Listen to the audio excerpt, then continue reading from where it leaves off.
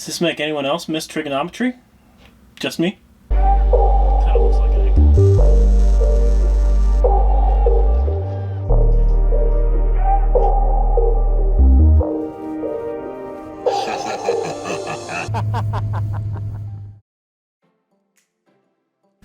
What's up, everybody? Welcome back to Make It and Break It. My name's Andrew, and today we're sitting in our project Doritos Locos RX-8 talking about shapes. Why? Well, there's a lot of shapes that get used for various different reasons in the automotive and motorsports world. And when you're building a roll cage, most of them get used in one reason or another. And I've got a few of them up here. So this board has a lot of shapes on it. Some of them are useful, some of them are not. This is a triangle. You may notice triangles are all over the place on roll cages and stuff like that. It's because they're very easy ways to distribute loads around with very simple materials without a whole lot of forming process. Circles are all over the place because, well, it's an RX-8, circles are everywhere. Also because it's generally the strongest shape. A circle is usually stronger than the relative equivalent, but they're also very hard to make. So, you know, no one uses trapezoids unless they're crazy. In less exaggerated forms, this is sometimes like your main hoop or anything. And diamonds are used mostly because it's real easy to put a line here, and then you have multiple triangles, and if you put a line here, you got even more triangles, or a kite. But why are we here talking about shapes? Because we should be fitting roll cages. Well, the triangle here is actually a very important shape when you're trying to fit a roll cage. Now, in motorcycling, there is a concept called the rider's triangle.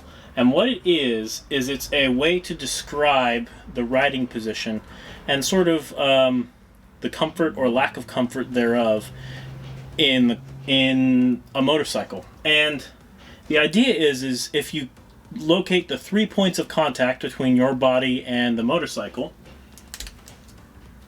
which would be here, handlebars, here, foot controls, and here, the seat, and you draw a nice line between there, it creates a triangle, right? So, pretty basic. And the lengths of these members kind of determine how comfortable a bike is, how much room you feel like you have in it. Something that has very little room between the seat and the foot pegs, or typically like a sport bike, like my R6 before I modified it. Those are typically more uncomfortable, but oftentimes they have things like more ground clearance. Whereas stuff that's a lot closer between the seat and the hand controls, things like dirt bikes, their hand controls are much closer, but it also gives you more leverage on the bars. So this concept is really getting to like locating your points of contact so you can fit things, which is important because the same triangle exists in a car, especially when you're fitting a roll cage. Now in a car, the triangle is generally between the same three things. You have your foot controls, your seat, and your steering wheel. And those will typically determine how roomy a car feels, what your sort of seating position's like, stuff like that. So in this case, we've got a Formula style car, Formula 1, IndyCar, that sort of stuff, and a truck. These are bad drawings, I'm sorry in advance. And they all have this same triangle, where you have your steering wheel, your seat, and your foot controls here. And if you make that same sort of piece here, you know, here, here, and here, these triangles here, you get the same sort of thing. It describes kind of how much leg room you have, what your seating position is. You'll notice here there's a very long leg on one side of the triangle. Formula cars, you're laying down with the steering wheel very close to you. The car, you want to be able to both steer with enough force to steer the car as well as hold your body in place, and using your hands on the steering wheel helps you out there, along with all the strapping and everything else that goes in there. Whereas on a truck, you see they're much more equal length. You have more space, you have more seating space, you have more leg space, you have more arm space, because you just have more space to be comfortable in a car. But when you're fitting a roll cage, this triangle becomes very important, kind of for a really stupid, nerdy reason. So here we go back to class. So the concept we're going to use is triangulation. And probably the closest exposure you have to triangulation is your cell phone. So your cell phone triangulates your location via GPS satellites. How it does that is, if you are here, this is your cell phone, there's a satellite over here, and over here, and here, and here, and here. And it communicates with all of those satellites at the same time.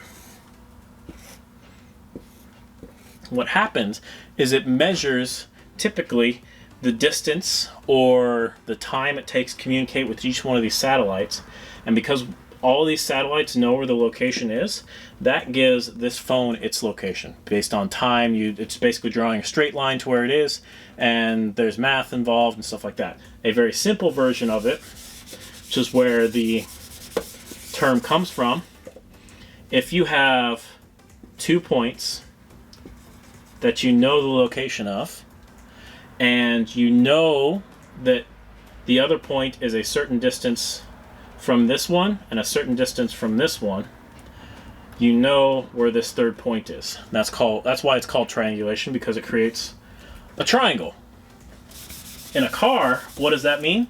Well, when you're locating a roll cage, your key location is where your seat sits, because that kind of determines where you put the main roll hoop. It determines kind of how you have to run the extra bars and stuff around your seat. So you have to determine where your seat sits. Well, how do you determine where your seat sits? You just sit in the car, but what are you really looking for? Well, in a car, and we're going to blow this up a little bit, you have your steering wheel, your pedals, and somewhere in here is your seat, right?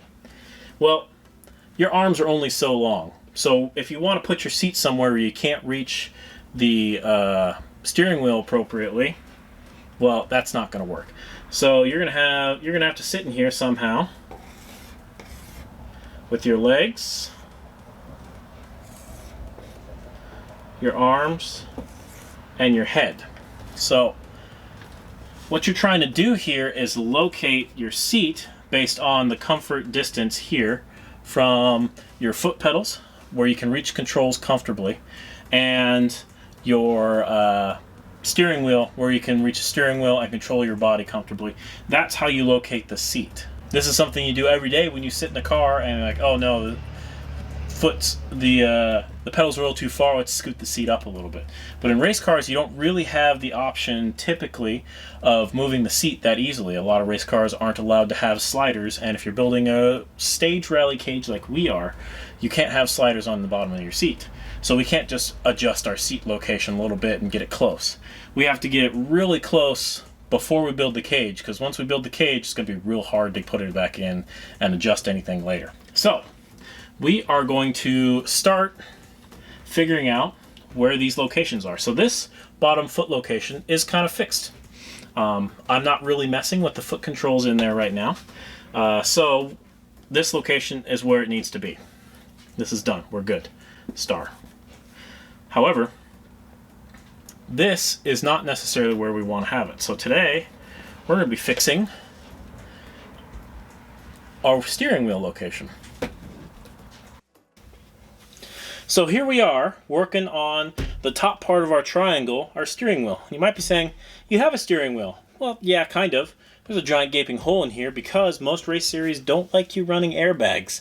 Believe it or not, airbags blowing up in your face of your helmet is probably more dangerous than having a wreck without an airbag if the rest of the car protection is up to snuff. So, plus, this thing's kind of beat up and could probably get removed anyway. So, we have this. This is a Sparco something or other. I have no idea. I'll put a link in the description to whatever it is. Nice Sparco steering wheel we have to replace it. It's roughly the same size, but we've also got ourselves a NRG short hub and NRG quick release adapter set for this thing, because Honestly, with the cage like this and as big a guy as I am, I'm gonna need every possible help I can. Possible help possible. That's great English here. I'm gonna need every possible advantage getting into this car because, well, I'm a big dude.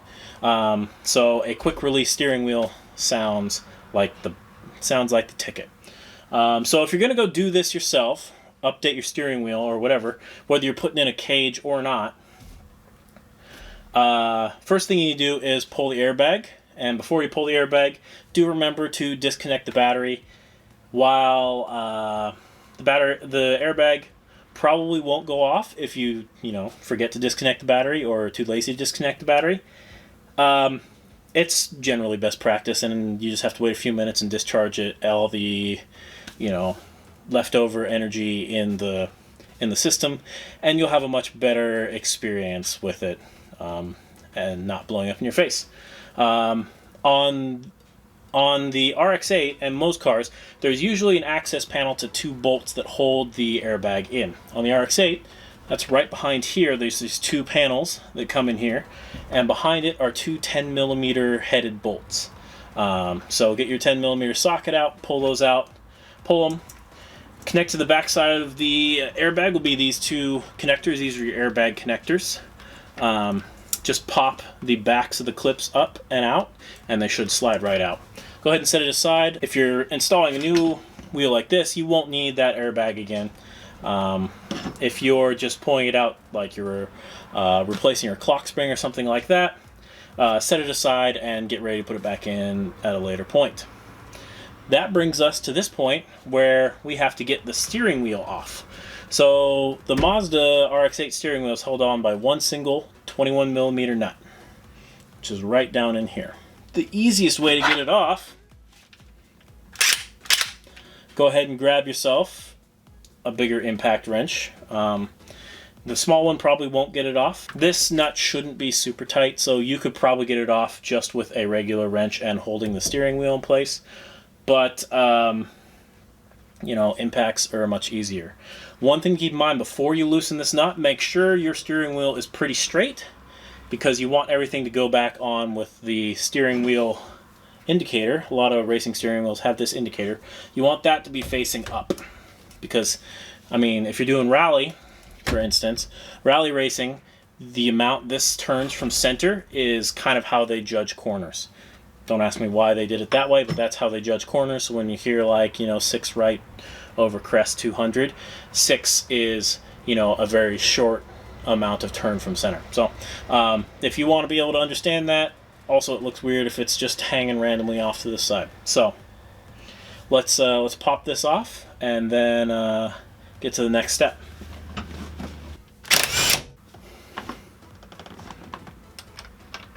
So we've loosened the nut, and I can pull it off, you see.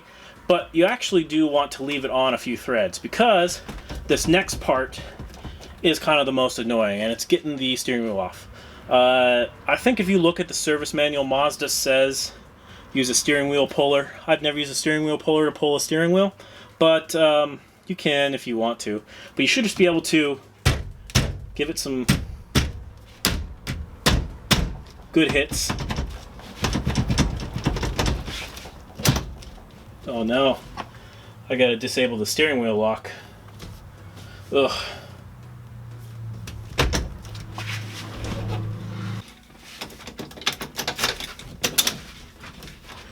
I'll have to get rid of that at some point, but that's gonna be a little bit more involved. I want to get this.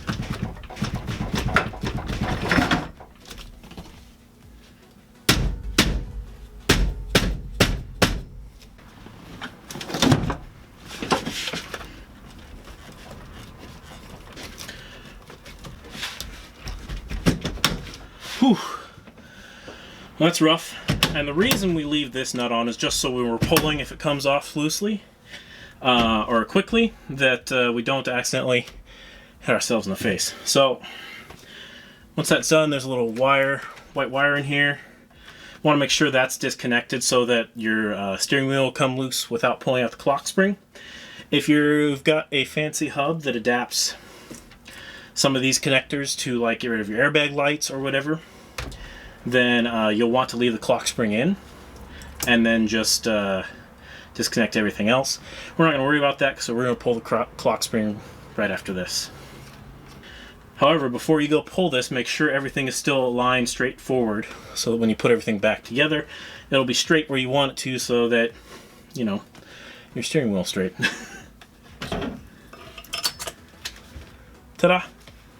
So we're going to put that on there for safekeeping. Now what we have here, this is the clock spring. So this clock spring is basically a way to have a rotating electrical contact for things like your airbags and your steering wheel controls. One of these is in fact the horn as well. So it's a way for those controls to come through even when you're spinning and you don't like have wires wrapping around all that sort of stuff. We're not going to have any steering wheel mounted controls, at least not like this. So we're actually going to remove this. It's pretty easy. There's 1, 2, 3 Phillips head screwdriver bolts. Just pull those out and the clock spring should come up right off. If you're trying to pull off the clock spring for one reason or another and you want to be able to use it again, notice how this thing spins. You do want to put a piece of duct tape in here to kind of hold it in place.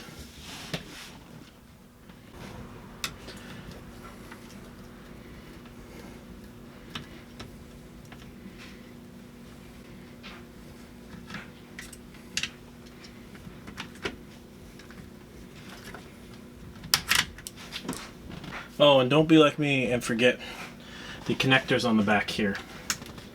Quick tip about the connectors on the back side of this clock spring. Those of you who are wondering how to wire your horn for your new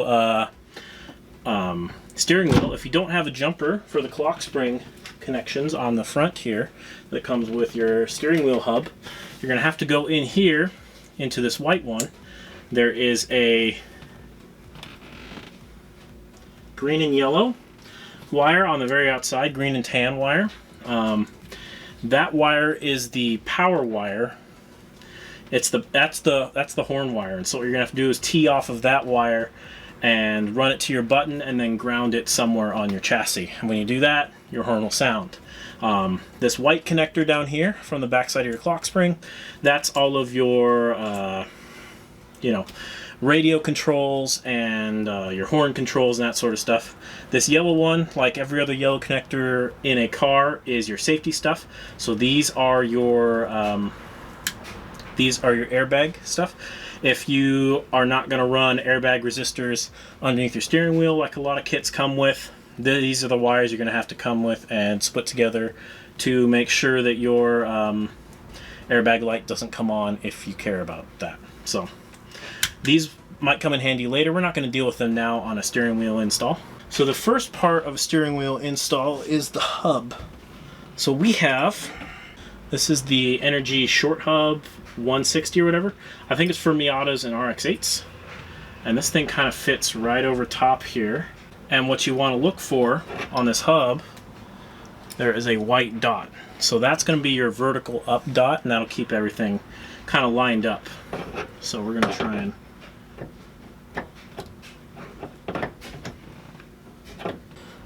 so we got that dot pointing up, which means put this on here and we'll run it down. We're not going to run it down too hard, maybe 1 or 2 dakadakas.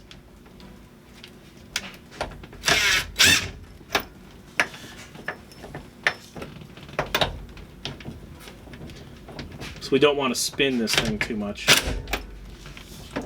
but that should be.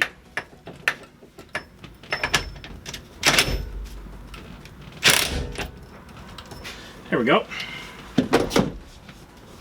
All right. Now these wires you may or may not be using. These are wires for your horn connection.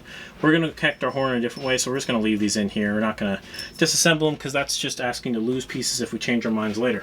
The next thing you want to do is find your quick release hub and take the vehicle side connector. So on this side, the NRG logo, or there's a little dot, is up, and you want to match that up with the hole on your hub that is also vertical. Now the bolts for this should come with, I think they come with your hub kit, or they might come with your quick release adapter kit.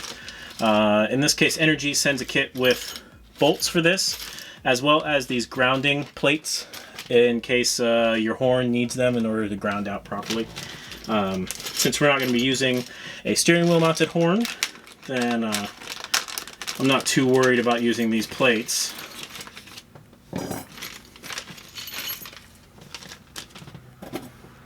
These are the plates. They have these little tabs for you to connect your grounding stuff to. But everything else in this kit will be pretty handy here. So we're going to connect the white dot, which is our top indicator, with the hole above the NRG logo in this case.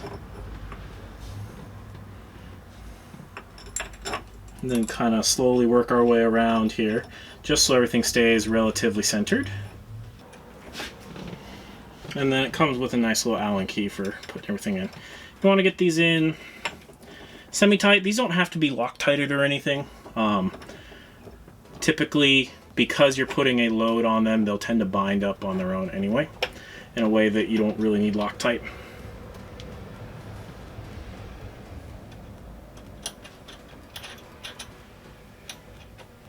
So go ahead and just tighten them down in like some sort of star pattern. That'll keep it relatively flat. Alright, and the quick release part of our hub is on. Now, next part of this challenge is to install this side of the quick release, which goes right here, onto the back side of our wheel. So in this case, this quick release also has an indicator of straight up, which is where you want your wheel to get put up, and then everything else should lock into place nicely once you do it. So there's a little dot in this one. It's hard to see because it's black. A little dot right here on this bolt hole that's vertical, and so you want to match that up with the bolt holes that are also vertical in this case, but if it was the other bolt hole pattern, you'd want to match that up between the two top ones in that pattern, such that when this is on, all the verticals line up and everything should line up pretty well on the steering wheel. Most steering wheels come with some fasteners to attach them. This one might have. I'm not entirely certain if it did or if I just lost them, but I just went to the store, grabbed some grade 10.9 fasteners, or 8.8. I forget the metric stuff. Grab some fasteners. These don't take so much strain, so you don't have to get the biggest and best and mightiest, but line them up. Now there's, I think, 2 different bolt hole patterns. Most adapters and hubs and that sort of stuff will align to both major bolt hole patterns. So unless there's something specifically that you found that a certain hub doesn't work with a certain wheel, don't worry too much about that. Alright, once that is there, you should be able to just... and your new steering wheel is on. So I tried to get this one dished a little bit, so I knew my seating was going to be back farther, so hopefully this puts the dish a little bit farther up than typically speaking, especially with these quick releases, but it should be just as easy as pushing the little button behind here. That pops right off. Success! And there we go. Brand new steering wheel all installed. So it's pretty much that easy. A lot of the really fancy hub setups will have connections so that you can make all the steering wheel mounted stuff. You could keep control of your radio if you're going to leave your radio installed. That's not really going to be a problem in this car, so we're just getting rid of all that stuff. But yeah, now we have our nice racy steering wheel with a quick disconnect, because that'll make it easier to get in and out. And we've set the other portion of our triangle, of our driver's triangle, so now we can properly set our seat. Alright, and it really is that simple to take something like this ugly, old, messed up steering wheel and make it into this nice new racing quick release steering wheel. It just pops right on. So with that made up and our foot controls where they're at, we can really start setting up to really fit up this roll cage, which means where I'm sitting right now, we're going to have our true racing seats coming in finally. So that's going to be exciting, and we're going to do that next time. So thanks for watching, guys. My name's Andrew. It's another Make and Break YouTube video. Like, comment, subscribe, all the YouTube stuff, and don't forget, your projects don't have to be pretty, but they probably should be functional. Thanks for watching.